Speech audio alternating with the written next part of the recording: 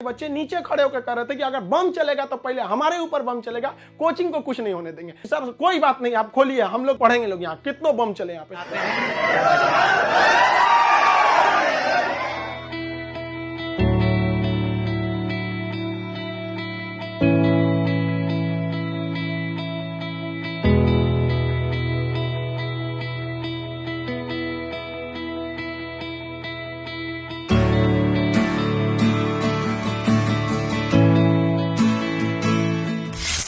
ये बताइए, इसको कोई चढ़ा दिया कि इसको 70 हूर मिलेंगी, सब जाके बम फोड़ दिया ताज होटल में, इसको क्या हाल हुआ होगा? चिथड़ा उड़ गया इसका, इसको जन्नत मिल गया होगा।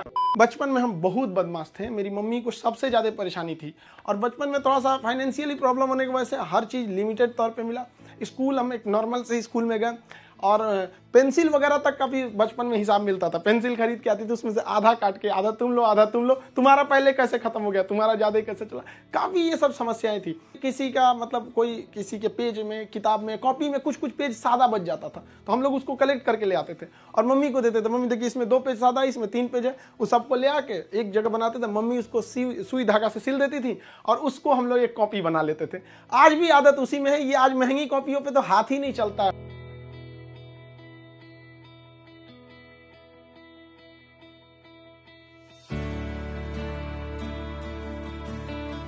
तो यही एक तो वही था मेरे लाइफ का। इसके आगे हमने कोई सपना ही नहीं देखा था कि हमको कुछ और भी करना है। शुरू से ही फौज में ही जाना था हमको। अब हमारे लिए तो एकदम विकट परिस्थिति हो गई, साथ ही साथ फाइनेंशियली भी दिक्कत हो गया। अब क्या करें? तो नॉर्मल एक सरकारी स्कूल से इंटर था मेरा, फिर एक नॉर्मल ग्रेजुएशन किया।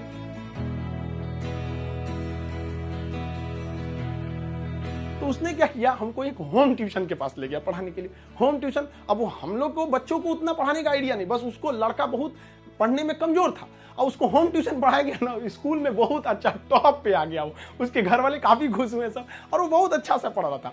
इसी बीच उसने कहा कि चलो तुम्हें एक कोचिंग में इंट्रोड्यूस करते हैं। तो एक कोचिंग में गए, वहाँ पे मतलब काफ़ी स्टूडेंट जो थे, मतलब बहुत ज़्यादा नहीं थे, नॉर्मल था कोचिंग वहाँ पे। वहाँ हम गए तो हमको फर्स्ट दिन केवल 6 लड़के मिले। अब उसको 6 लड़कों से अगले दिन वो 50 हो गए, फिर 100, 150, इतना तेज बढ़ने लगा। अब वो कोचिंग वाला जो था उसको लगा कि नहीं भाई पैसा तो ठीक आ रहा है यहाँ पे, ये तो ठीक ठाक है। तो उन्होंने हमको कह दिया कि भाई देखिए सर, आपको अपना नाम, पता, एड्रेस, मोबाइल नंबर कुछ भी नहीं देना है।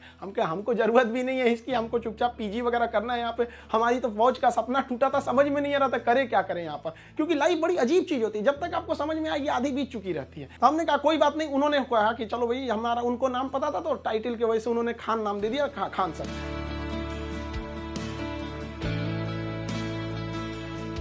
वो कोचिंग वालों को पैसा ज्यादा दिखता था, हमें बच्चों का करियर दिखता था। वो कहते थे कि सर इतनी कम फी में आप इतना क्यों बता रहे हो? हम कहे सर हम कैसे करें, उनके साथ किस तरह से हम कह देंगे कि तुम्हें कम बता। इस वजह से थोड़ा सा टसल हो गया, हमको वो छोड़ना पड़ गया कोचिंग। फिर दूसरे जगह गए, तीसरे जगह। उसके बाद से हम लोग ने यहाँ पर आके अपना खान जीएस रिसर्च सेंटर किए।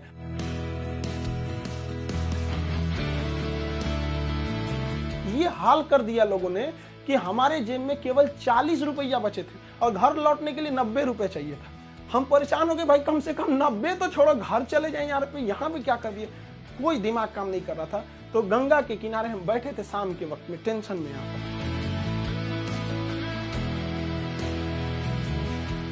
अब फाइनली हमने भी डिसाइड कर लिया कि अब हमको अपने फिर से एक नई शुरुआत करनी है। इस बीच हमको एक अनुभव मिला कि भाई सब पर आप आंख बंद करके भरोसा नहीं कर सकते। अब टीचर और स्टूडेंट का एक रिलेशन भारत में बहुत बेहतरीन है, ये आदिकाल से देखा जाता है।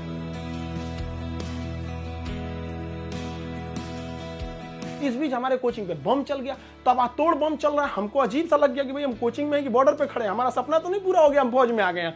दीजिए देख रहे हैं पूरा अफरा तफरी मचा हुआ है बम से। इतनी तबाही हो गई, हमको मतलब एकदम लास्ट में आ गए कि हमको अभी लगता है यहाँ से छोड़ देना पड़ेगा।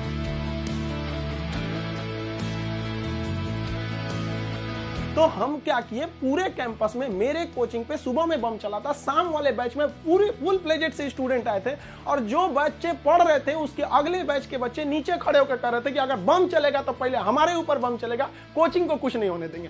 बहुत हेल्प हुआ हमको यहाँ पर, बच्चों ने ही हमको बहुत ज्यादा सपोर्ट किया। और धीरे धीरे ऊपर वाला सबको देखते रहता है, क्योंकि हम दूसरे के सीसीटीवी कैमरे से बच सकते हैं, ऊपर वाले के सीसीटीवी कैमरे से नहीं बच सकते।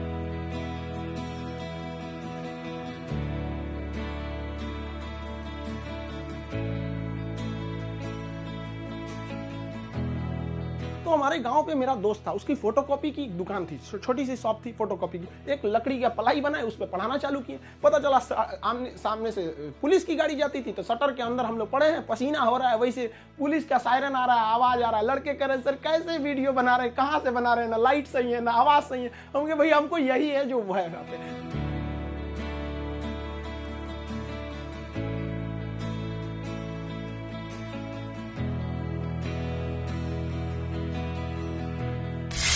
अरे अभी हम दोनों का टाइम खराब चल रहा है, आपका तो कुछ ज्यादा ही खराब चल रहा है, हमारा तो नॉर्मल है। कुछ लोग हैं लोग जो बढ़ के हैं, आप तो ज्यादा लोग बढ़ के हैं।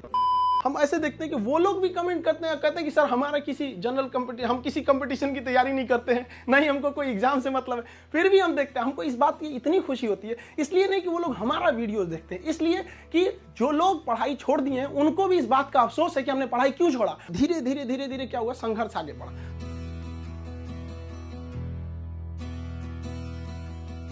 अब होता क्या है कि लाइफ में कभी इंसान कोई लिफ्ट की तरफ बढ़ जाता है तो उसको काफी खुशी होती है, अरे बाप रे बहुत ऊंचाई पे आ गए। लेकिन जो सीढ़ियों की तरफ बढ़ता है ना, ऊपर जाके उसको एक थकान होती है, लेकिन दिल से एक सुकून भी मिलता है कि मेहनत से बढ़े। तो उसके लिए ऊंचाई बहुत मायने नहीं रखती है।